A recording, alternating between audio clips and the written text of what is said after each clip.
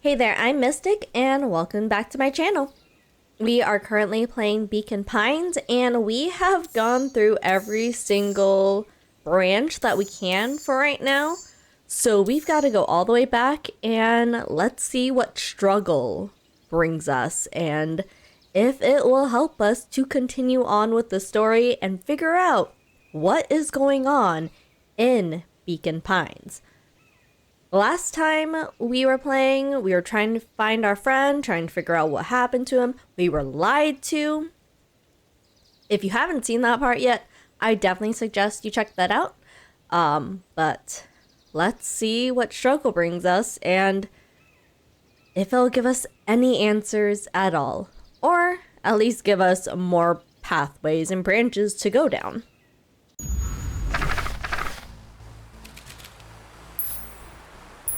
Story is about... Okay, I thought it said this is a story, or this story is about to change, which I'm pretty sure is what I said the first time. But actually, this is a story about struggle. So let's go ahead and struggle.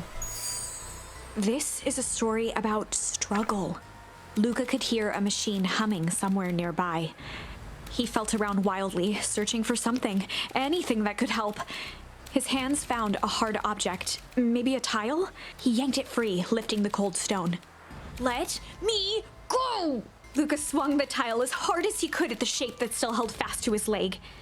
Oh, I think this is when we first encountered the guy in the hazmat suit. So we are at the Valentine warehouse. I think it's a warehouse. And so this is us without our friend. I'm really bad with names. I forget what our friend's name is. But we don't have our friend. He got yanked back home to do chores. So we are currently alone. Oh no, we're alone. He heard the crack of glass as the stone hit the assailant's mask. With a muffled yelp, the hand let go. Luca was free and scrambled to the door. He never looked back once on the long run home. Chapter 3. Oh, I see. We've just gone back to chapter 3, which is actually fair. Everything's fine. Everything's fine. Nothing happened. We did not encounter a stranger, a creepy stranger in a hazmat suit that was trying to kidnap us. The next morning, it was quieter than usual at the breakfast table. Only the sound of silverware and chewing interrupted the awkward silence. I finished jarring a mess of jam last night. So that needs to be delivered in town today. Okay, our friend is named Rollo. I'm really bad with memory. I apologize. Oh, Rollo had things to do, so I just sort of poked around town. I set the jam down by the front door. There's 2 batches to drop off. One from Mr. Tolliver at the Bag and Wag. Okay, so this is definitely completely different than what we encountered, I believe, in our last chapter 3. So I was just kind of reading through it to make sure that, you know, we have already read through it or not. But this seems like a different dialogue. So that's good to know. Another for Miss Fratelli at the diner. Okay, so we gotta deliver jam. Oh, and Mr. Nuncreed. He said he wanted some more. I suspected as much. Yes, he seems to have taken a particular interest in my jam. There are some extras in the basket for that enthusiastic gentleman. Just make sure Fratelli and Tolliver get the ones on top. No problem. Off with you now while the day is still young. Okay.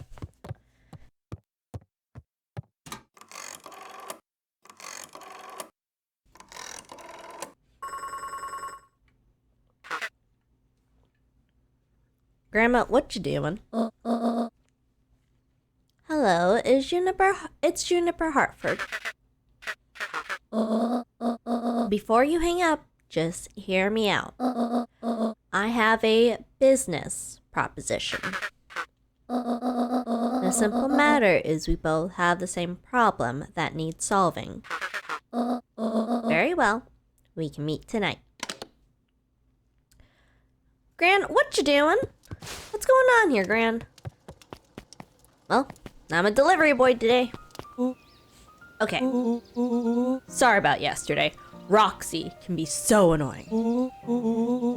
But good news, no more boring chores for me today. Did you make it to the old Valentine warehouse? So, what did you find? Give me the dirt. Something happened. There was someone else there. What? Who was it? Was it aliens? I knew it would be aliens. No. Zombies. No. Alien zombies. What else could it possibly be? Rollo. I've got to deliver these into town first. We can catch up after. Ooh, is it a whole thing? Sounds like a whole thing. Yeah, we shouldn't talk about it here. Meet me at the treehouse tonight. I'm not sure what this treehouse is that you speak of. Meet me at Mission Control. Roger that, Space Cadet.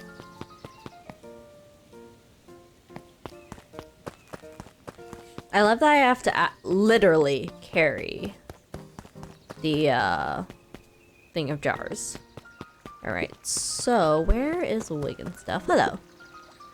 Wait, watch your step. Oh, sorry. There was a whole family of beetles here. They've gone missing. I thought they just sort of wandered around. Everyone has a home, Luca. Even beetles. Luca checked the soles of his sandals. I think we're okay. It's weird that they're gone. They went missing when the festival preparations began. I wonder why. They're probably hiding. You think the noise scared them away? Something like that. Just watch where you step, okay? I make as much of a promise as I can. You can tell those jerks. Doesn't matter how many boxes they pile up. I ain't moving. Alright then. Good night.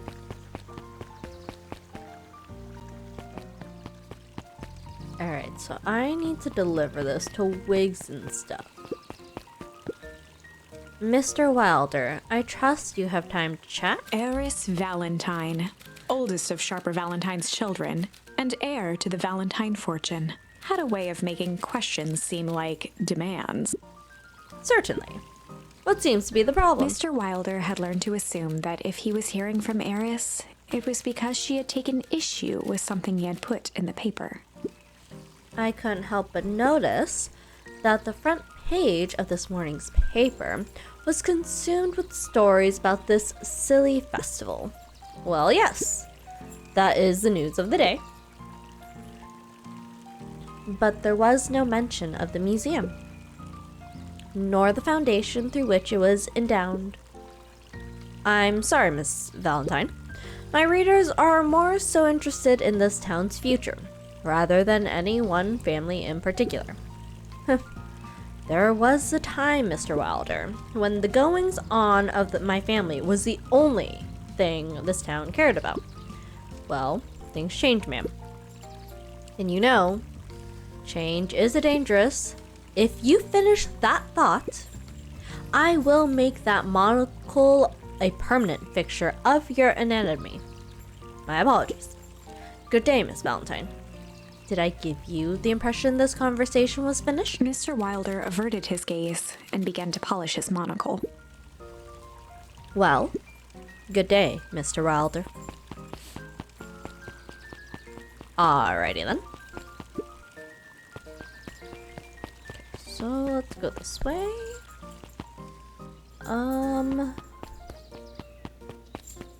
Huddled at his counter, Hiram Tolliver was meticulously shining apples.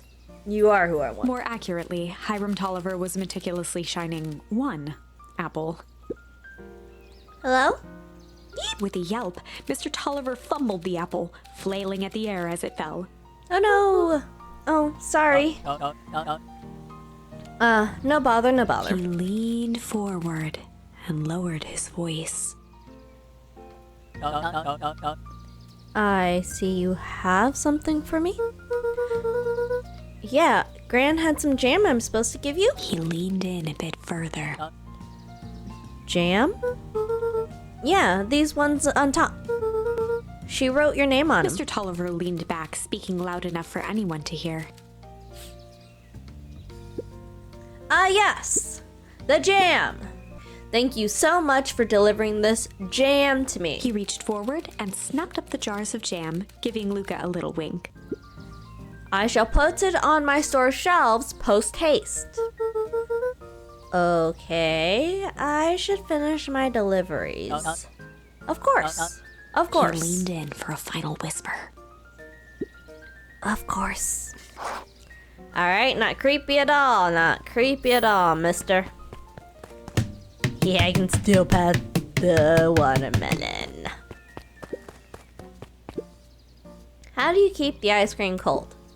We keep them on ice. Where do you get the ice from? I don't know. Somewhere cold. How do they keep somewhere cold? Look, Bert. Do you want some ice cream or not? No, I'm good. Alrighty then. Oh, Sharper Valentine, a celebration of excellence. We all know Beacon Pines is a great town. What you may not know is great towns grow from mighty roots.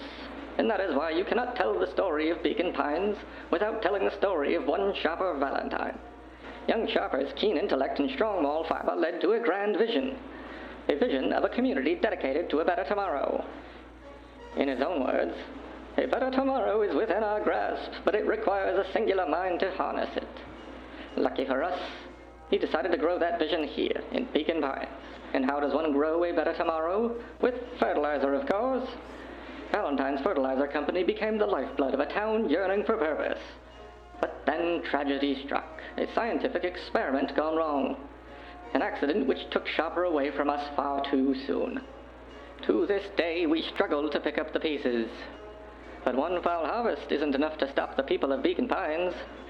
The spirit of Sharper Valentine lives on. It lives in the hearts of everyone with a dream for a better tomorrow.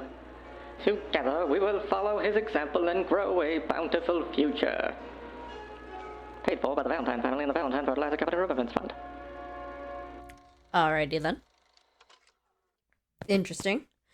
Didn't expect that whatsoever.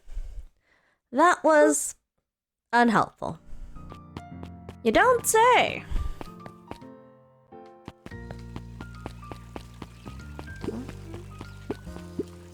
Are you engrossed in now? Anger from the past. Mistakes not yet made. And a glimmering hope for the future. He carried them all in equal parts, everywhere he went. Oh heavens, what a burden to bear!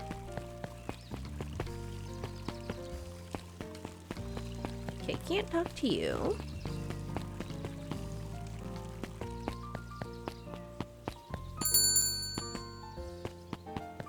Hello, ma'am. Well, if it isn't my favorite little jam runner. Hey, Miss Vertelli. Look at you. She leaned forward and pinched Luca's cheek. You're all skin and bones. Is your gran not feeding you? She is, it's just... I understand. You know, I taught your mama how to cook back in the day. You may not even remember, but you and her used to help out in the diner. See that picture over there? That's you helping your mama back in the day. So cute running around in your little apron taking orders. The whole situation just breaks my heart. What happened with Eleanor?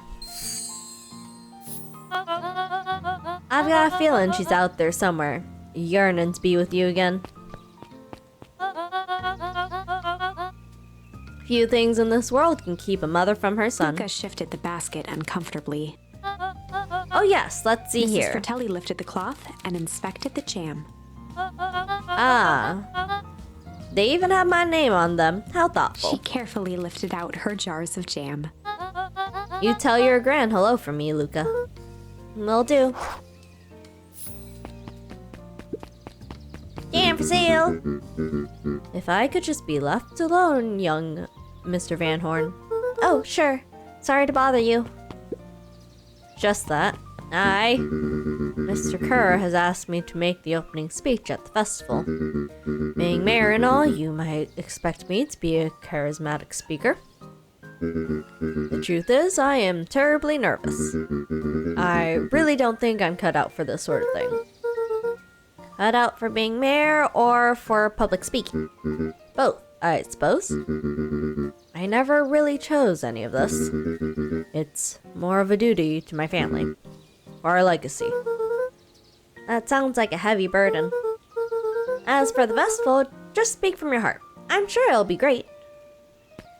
Okay, bye-bye now. Got more jam to deliver, but first I talked to Don. Hey, Don. Hey, Luca, what's up?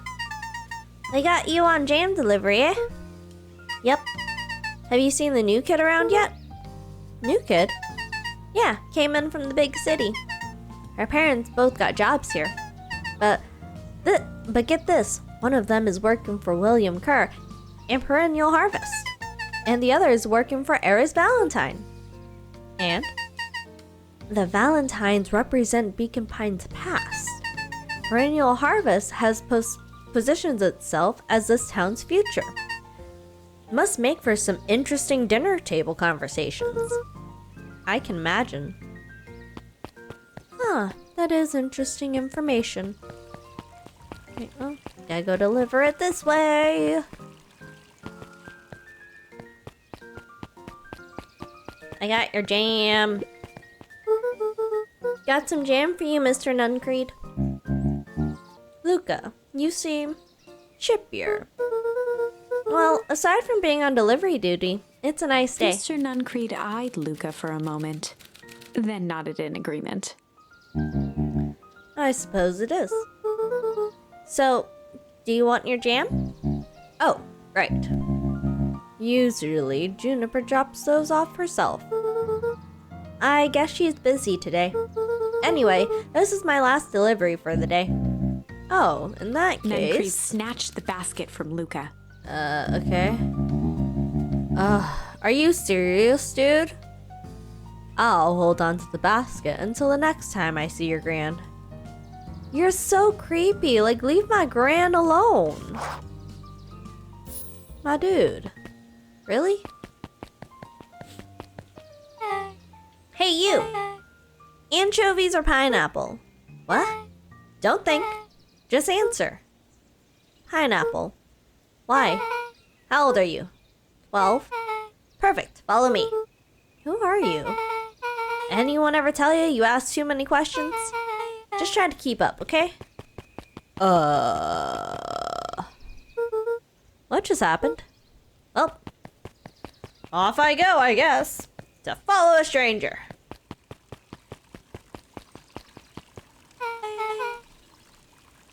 Hey, what a crazy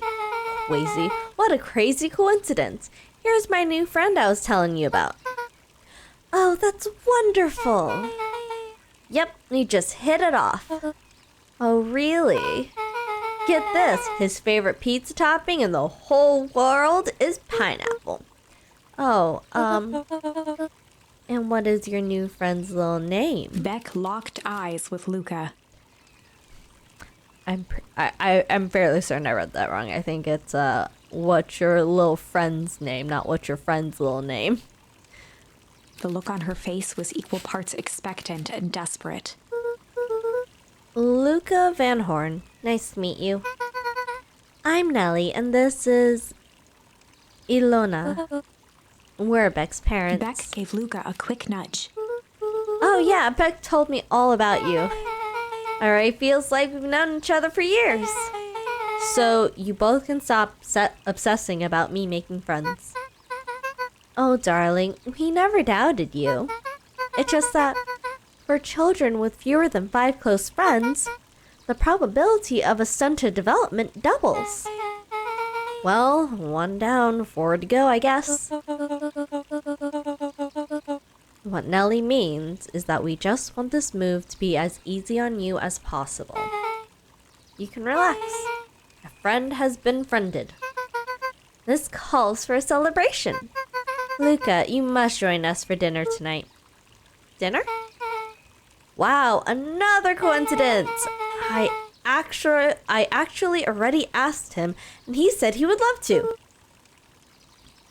It's just wonderful. In that case, we should pick up some groceries. You two don't get into too much trouble now. Oh, that's gonna be a fun one to explain. Wow, I can't believe that worked. Thanks a ton. You're welcome? I owe you one. My moms are great and all, but they can be a bit much sometimes. Our house is the little cottage next to that big mansion place. Wait, you live on the Valentine estate? Yeah, that's the spot. Meet me by the big creepy gate. Don't be late. Or I'm back to square one on this whole friend grift. Great, see you there.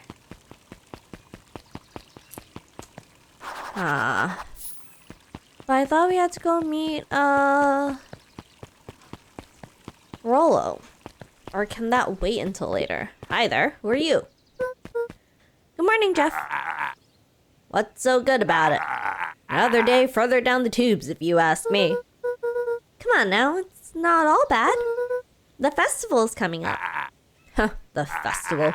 Old man Valentine used to put on cockamamie shindigs all the time. Where did that get us?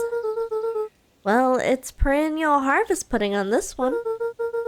And they're doing it for the whole town. As far as I see it, the difference between the old Valentine company and this new perennial harvest outfit... Jeff dug through his pockets for a bit. ...is the difference between this empty soup can and this brown banana. Why do you have both of those in your pocket? But those are both garbage. Exactly. You know what? He brings up a good point. Hey, Kato. Good afternoon, Luca.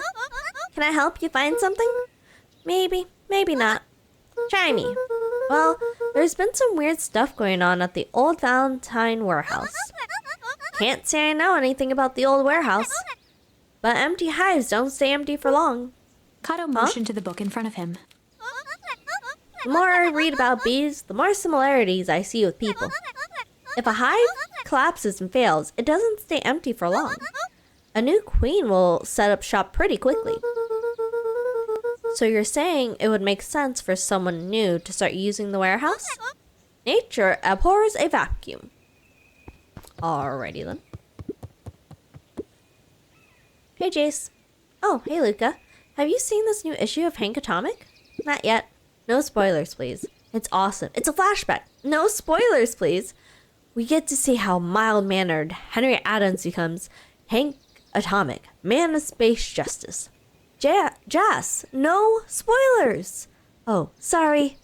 My point is, you're gonna love it. Alright, Jas, catch you later. Roger that, Space Cadet. And I think I've checked all of these shelves, too. Okay, cool.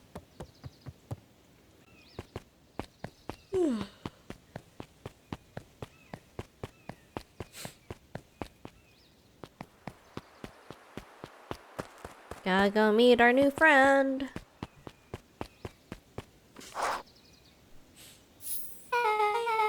So, who all lives in that house? Eris and Gus Valentine grew up there. And Solomon moved in a few years back. The creepy little kid in the vest? That sounds like the one. So, just 3 people live in that huge thing? I bet a bunch of shady stuff happens all the time in a place like that. Not really. The Valentines pretty much keep to themselves. It's so empty and boring? Pretty much. What a waste. My mom says that used to be way busier, back before Sharper died. before the foul harvest. Okay, that's like the 5th time someone mentioned this foul harvest thing. And you all use that same ominous tone. Eventually you're going to explain to me how that harvest got all fouled up. But we can't keep my parents waiting anymore.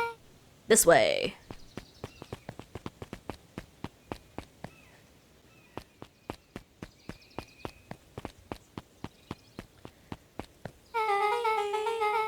Most kids would have just ditched me by this point. Why are you still here? You look like you could use some help. You know what, Luca? You're not so bad. Let's get through this as simply as possible. Just eat, smile, and nod. Fun. Great. Whatever you do, don't bring up their work. I think I can handle Beck that. took a long breath, then gave a firm nod. Here goes nothing. Chapter 4. Dinner with the Moodwills. Ilona Moodwill was worried about change.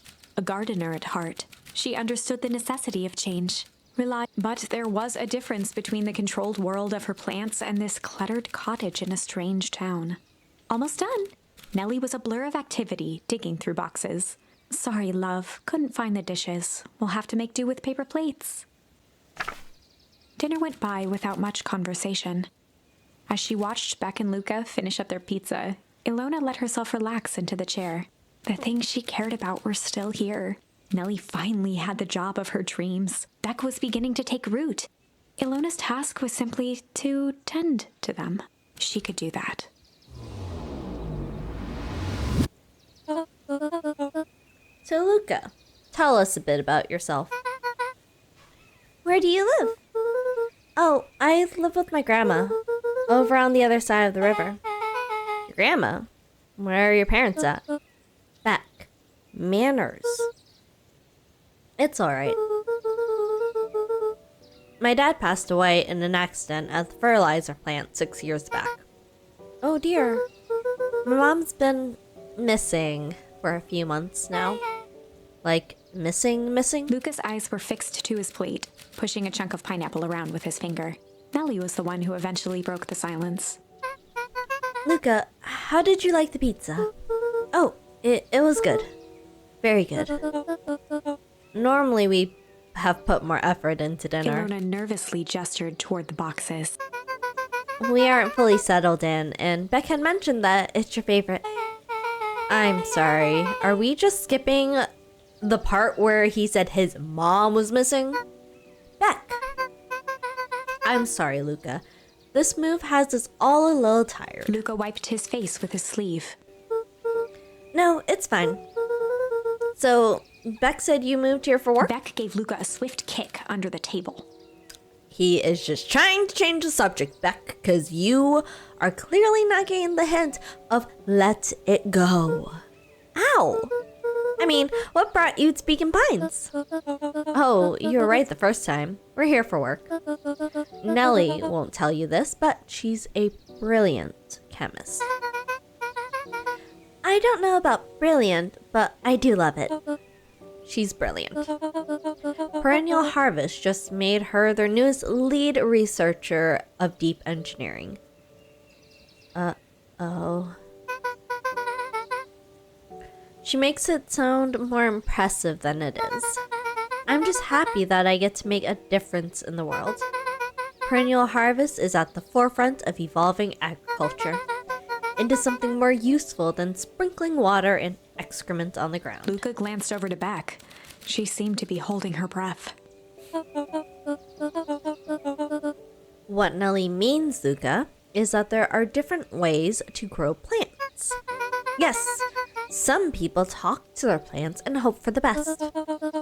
And some people happily leave their job to allow a loved one to pursue their dream. You swore you didn't! Beck slammed her fist into the table, perhaps harder than she intended. Hey, Luca, how about some dessert? I actually have to meet my friend Rolo soon. Luca glanced outside to gauge the time. The sky was darker than he expected, filled with ominous clouds. Looks like there's a storm brewing. I should get going. Oh, I didn't think there was any rain in the almanac. Yeah, almanacs aren't that useful around Luca here. wiped his mouth one last time with his napkin and started to get up. Thank you all for the pizza. It really was good. See you at the festival, Beck. When is this festival gonna be? Hey, wait up. I'll walk you home. Surprised, Luca turned around. He knew Rollo could be prickly around new people. But Beck seemed cool. Rollo would warm up to her eventually. Probably. He begins to run, but the sky answered for him as clouds began to... Let's try rumble. Luca began to respond, but the sky answered for him as the clouds above began to rumble with ominous thunder.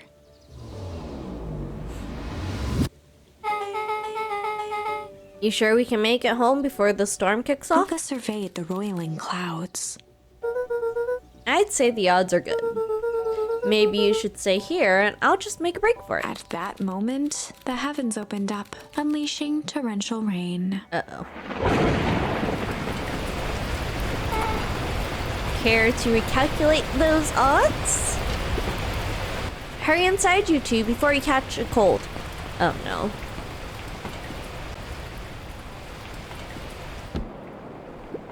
Oh, we're gonna have to try a different one, huh?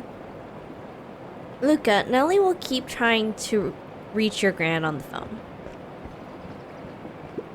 In the meantime, you two hold tight.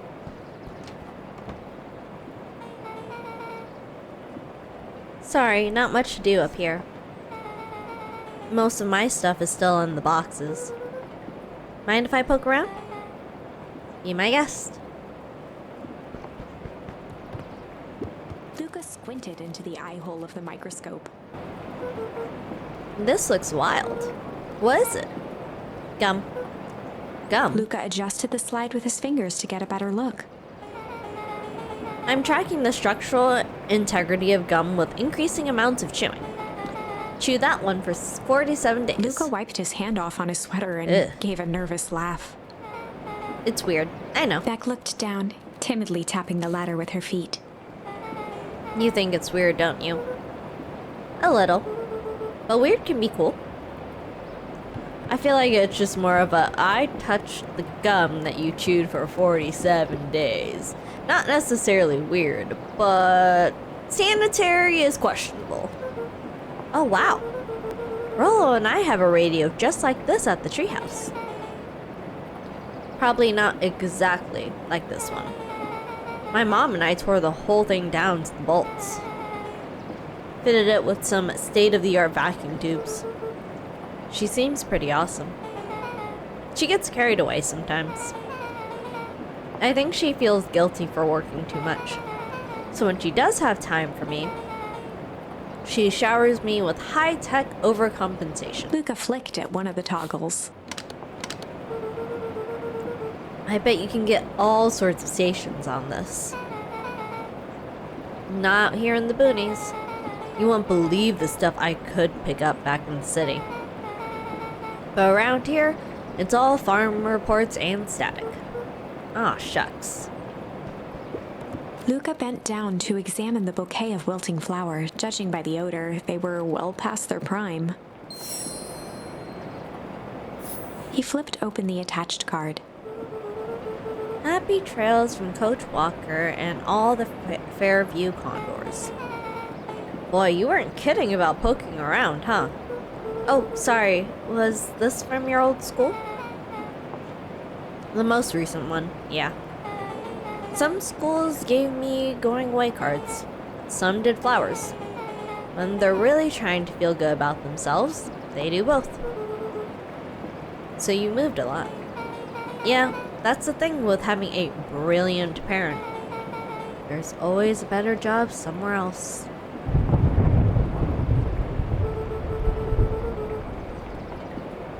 These flowers would last longer if you put them in some water. That's the sort of thing I would do if I cared. Well, you cared enough to keep them, is all. Luca, can I ask you something? Of course. Dang, didn't that hurt? I'll be honest. That hurt more than I expected. Well, at least you look cool doing it. Beck took a moment to watch the rivulets of water running down the window. Do you ever feel alone? Like when people are around? When Rollo can be pretty absent-minded sometimes. I'm serious. Does it ever feel like your family doesn't care what you want? It didn't used to feel that way. I know Gran loves me, but sometimes when she looks at me, it's like she's looking at a problem. Luca took a deep breath, exhaling slowly. I know the feeling. How do you deal with that?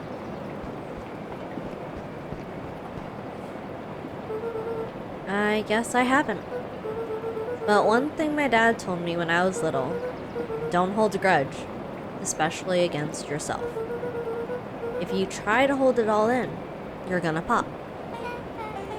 So then, what do you do when you don't know what to do? Dad never got to that part. Something I figured out on my own, though. You gotta do something. Anything. Here. What are you doing? I don't know. Something. We're gonna register our complaints with the storm. Listen here, you miserable universe. Stop jerking me around. I just want things to go back to the way they were. Everyone tells me it's gonna be alright, that things are gonna change. Luca let out a feral scream that echoed into the night. Every time something changes, everything gets worse. Screw this town. Whoa. Let me try. Moving sucks. I hate it. I hate that I hate it. Why can't I just deal with it and be happy for my mom? Why can't we just stay somewhere? Ah! Her voice dropped to a trembling whisper. I just want to be a normal kid. Beck brushed off her shirt and straightened up. There. Wow, I actually feel a little better. That was not what I was supposed to press. Wow, I actually feel a little better. As abruptly as it began, the storm abated. Thanks. I needed that. Me too. I should head out before the rain starts up again. Sure, I'll walk you out. See you and Rollo at the festival? Sounds good. Luca, don't let the universe jerk you around. Beck gave Luca a light thump on the arm before heading in. Chapter 5. Friendly Feud. The air was heavy with the hard rain's residue, the smell of wet things. Despite his dreary surroundings, Luca felt at peace. He'd never shared those details about his dad with anyone, not even Rollo. But it's not like this changed anything. Rollo was still his best friend. Adding Beck to the group would help balance things out. Everything's better in threes. This is what Luca told himself as he headed to the treehouse.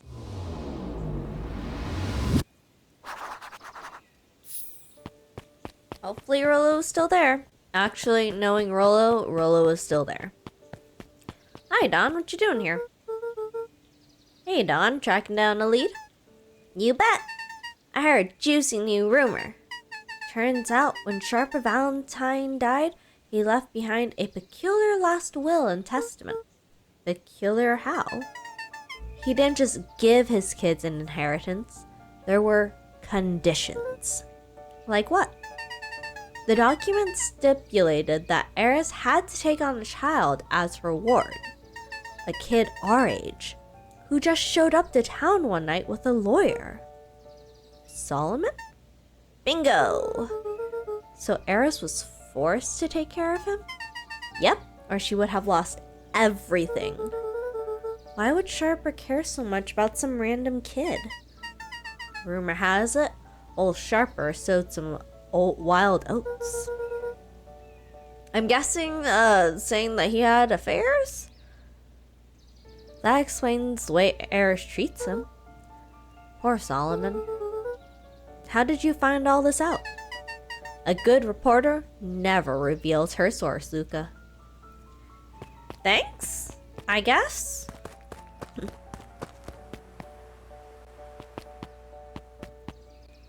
I just want to take a look into the woods. Oh, I better not dilly-dally. Gotta get to the treehouse. Alright, fair enough story. Fair enough.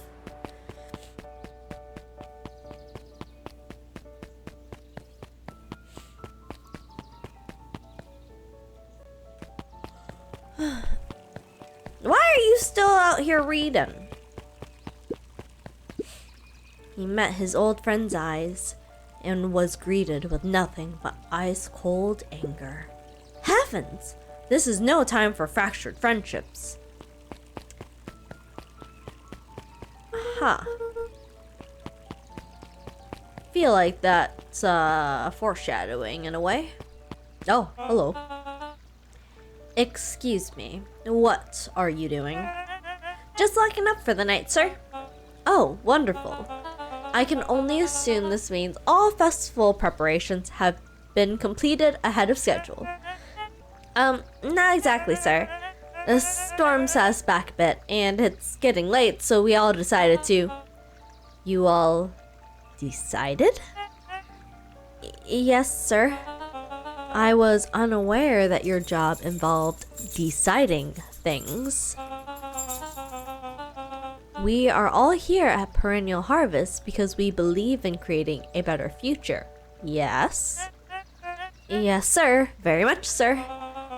Do you want to be the one to tell this town that we failed them? No.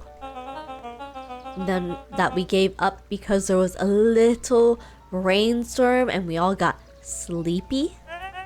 Of course not, sir. Good. Then it's decided. Yes, sir. We'll work till the task is done. See that you do. Our harvest awaits. Alrighty then, creepy.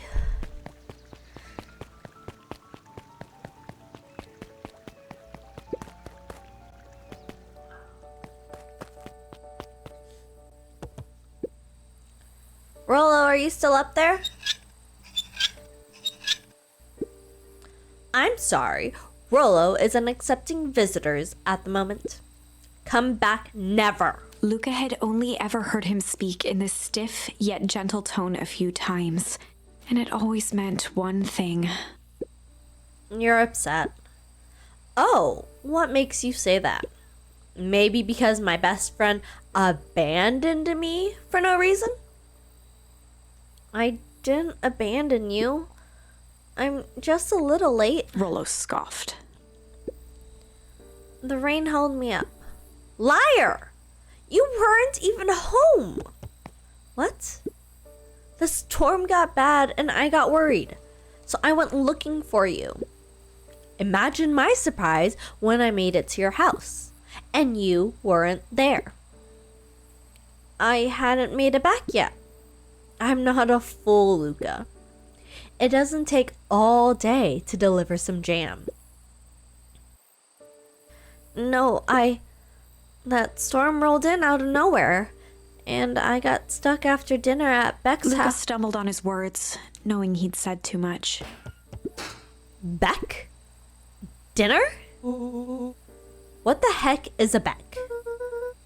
She's a new kid in town. She's actually kind of cool.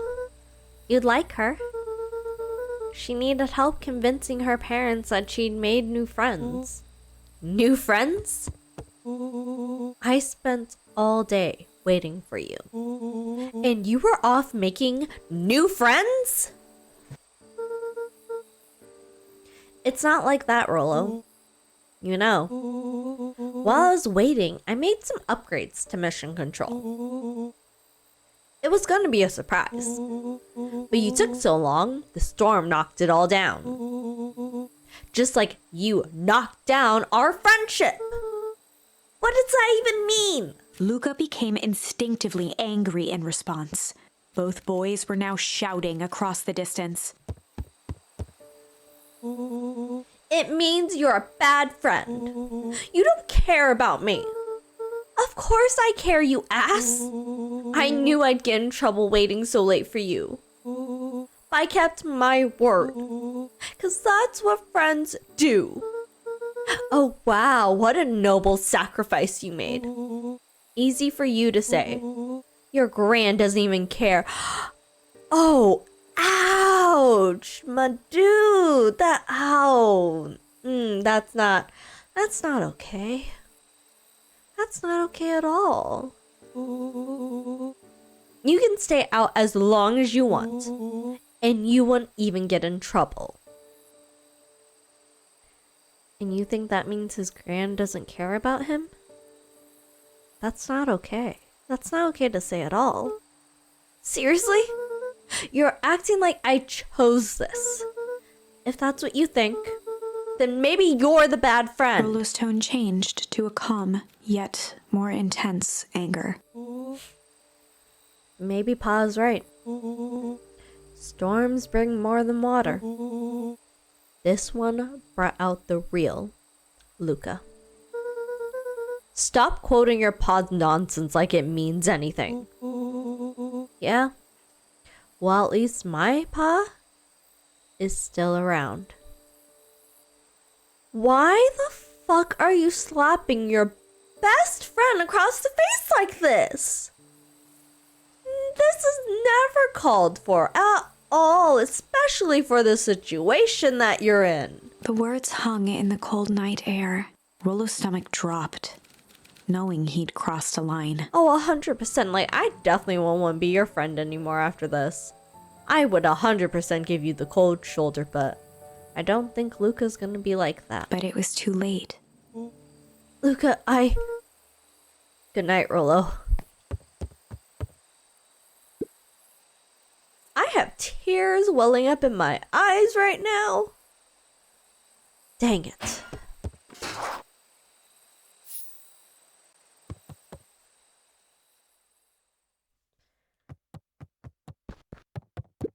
What do you want me to do? Go to bed? Luca dug through his old stuff, not even sure what he was looking for.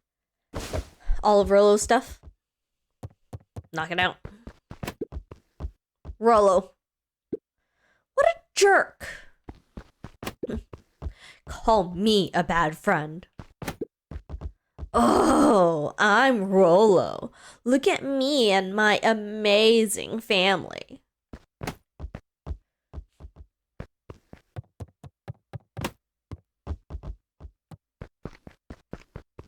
Are we done?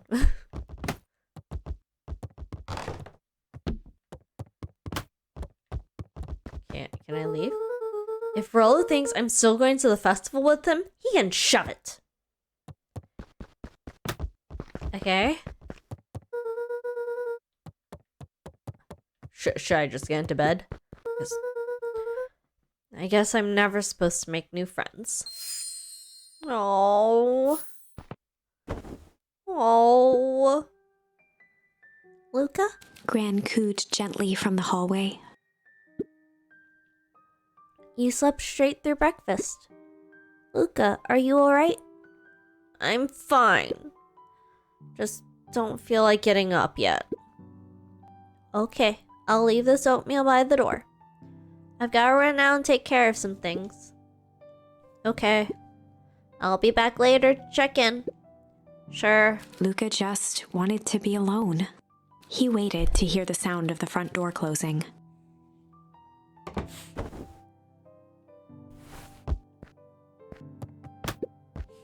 I bet Rollo's still gonna go to the festival. He's gonna be miserable.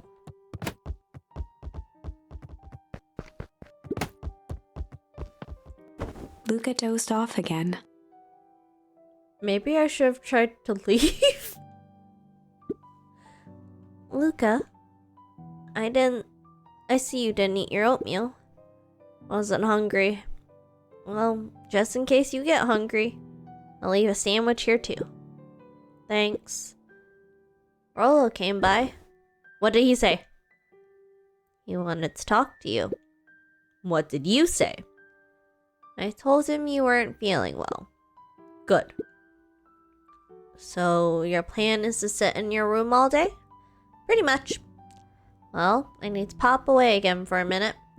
If you decide to end your pity party and go outside, I think it'd do you some good. Noted. Lucas still couldn't bring himself to go out. Besides, if he ran into Rollo, he'd have to actually confront the situation. Can I? Okay. So no. One way or another, we're not leaving this room. There is never anything interesting at the festival anyway. Do you want me to put that up over there? Kick!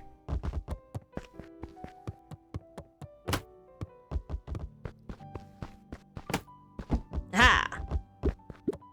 The Adventures of Hank Atomic. The complete first volume. Luca carefully opened the cover and began to read. Rollo had received it for his birthday, a special hardcover edition with behind-the-scenes commentary and bonus art. Rollo cherished it, but asked that Luca keep it at his house. Luca wasn't sure if it was because Rollo didn't trust himself with it, didn't trust his sister around it, or just wanted an excuse to come hang out at Luca's more often. Whatever the reason, Luca didn't mind, but it had stayed right there where Rollo had stashed it ever since.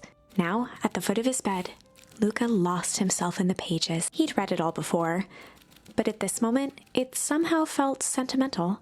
He was well into issue number 5 when he heard soft footsteps from the hallway. Luca?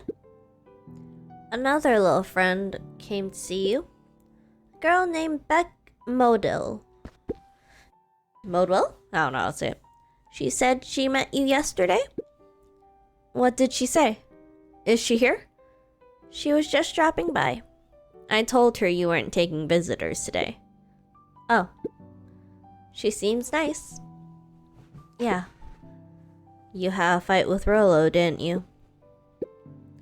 Can I come in? Maybe later. Alright then. I'll leave dinner on the kitchen table, in case you want to bite before bedtime. Without realizing it, Luca had pouted away the entire afternoon. He once again felt the weight of it all and allowed his weary eyes to close. Luca stood in a vast black expanse. He looked up at his father standing beside him.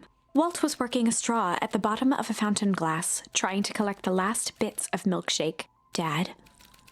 Where are we? Taking a final loud gurgling sip, his father peered up from the glass. He jangled the straw playfully with a warm smile, then lifted the empty glass as if to point into the darkness. The source? Luca's eyes followed his father's gesture. In an instant, he was sitting in front of a blazing campfire. Across from him sat a large figure in a yellow hazmat suit. The figure's voice was a scratchy echo. Oh, that's not creepy at all. Well, if it isn't the man of the hour, make yourself comfortable. Luca held his shivering hands over the flame to warm himself. It doesn't work that way here. Their yellow-gloved hand pointed to the base of the flame. It's a cold flame. See? Luca peered at the base of the fire. It wasn't wood that was burning. It was Beacon Pines itself.